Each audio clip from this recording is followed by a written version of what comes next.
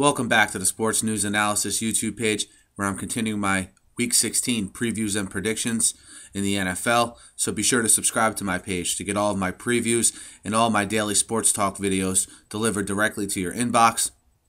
The Indianapolis Colts travel to Kansas City with a playoff spot on the line as they face the Chiefs. Indianapolis comes in with a record of 9-5. Kansas City with a record of 2-12. So two teams, obviously, that are headed in two different directions. Indianapolis, 9-5. They're currently in that first wild card, the 5th seed there in the AFC. They can clinch the playoffs with a win. As far as their playoff seeding goes, the best seed they can be at this point is the 5 seed. So if they win this week, they'll wrap up that 5 seed, and then they'll be able to kind of get things in line and get ready for a wild card matchup. And they can kind of take Week 17 to tune up, rest guys that they need to. So a big game for Indianapolis from that perspective. They're coming off of a loss last week to Houston, a game that I think many people sort of expected them to lose, being the fact that Houston was at home, Houston was playing for the division, and Houston was coming off of a very disappointing loss the week before at New England. So, Indianapolis sort of walked into a bit of a buzzsaw last week. Were handled pretty easily by the Texans, and now they'll just try to put that behind them, go face the Kansas City team, which, let's face it, Indianapolis is markedly better than, and it all pretty much starts, the difference between these two teams starts at the quarterback position. Andrew Luck has come in. Although his numbers are not eye-popping if you look at them, his yardage certainly is for a rookie. But although his numbers aren't eye-popping, he's a guy who passes the eye test. When you watch this kid play, the presence he has in the pocket, his ability to scramble, which I think has surprised a lot of people, when he needs to. He picks his spots. He's not a runner, but he can pick his spots. And just his overall accuracy and arm strength, I think, is something that we were all told about. Andrew Luck was the most highly touted prospect coming out in this year's draft, and he is certainly not disappointed. Because when you look at his defense, which is not that great, his offensive line, which is not that great, and his running game, which is not spectacular either, I think out of all the rookie quarterbacks, he sort of has the most on his shoulders. He walked into the toughest situation from a personnel standpoint, and I think he's really shined this year.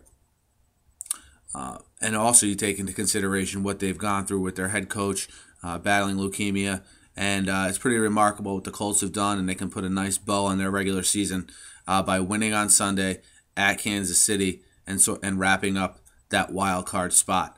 The Chiefs, on the other hand, 2-12, coming off of a very disappointing 15-0 loss last week to the division rival Raiders. Let's face it, this season has been full of disappointing losses for the Chiefs.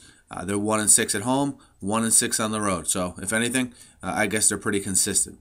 You see in the NFL, though, they actually have some pretty good players on defense, whether it's Derek Johnson, whether it's Eric Berry, or whether, and I think that a lot of times, if you have good defensive players, they can be masked by the fact that your offense is absolutely horrible.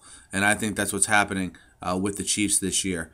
And you see when people say this is a quarterback-driven league, well, it kind of goes both ways. When you have an awful quarterback or you have 2 or 3 mediocre quarterbacks, it can really affect your team. And I think you're seeing that with the Chiefs. Not to put this all on their offense, but I think between that and the fact that they really don't have many playmakers around the quarterbacks outside of Jamal Charles, and the situation Jamal Charles is in is that his yards per carry are high, but when you're constantly playing from behind, they can never really commit to Jamal Charles and establish the run. So I think, that's why maybe some fantasy owners are a little perplexed by Jamal Charles. He has big games, then he disappears. Then you might see a game where he only has 11 or 12 carries. Well, that's because you're constantly playing from behind, and you have to try to pass to catch up. You put these Chiefs quarterbacks in positions where they're throwing the ball 40, 50 times, and these are guys that just can't handle it, whether it's Matt Castle, whether it's Brady Quinn, or whoever it may be.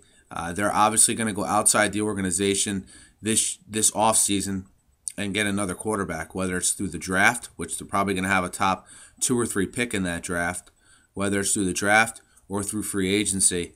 Look for them to make a move at the quarterback position. Their defense, I think, is good enough to be a fringe playoff team as of now.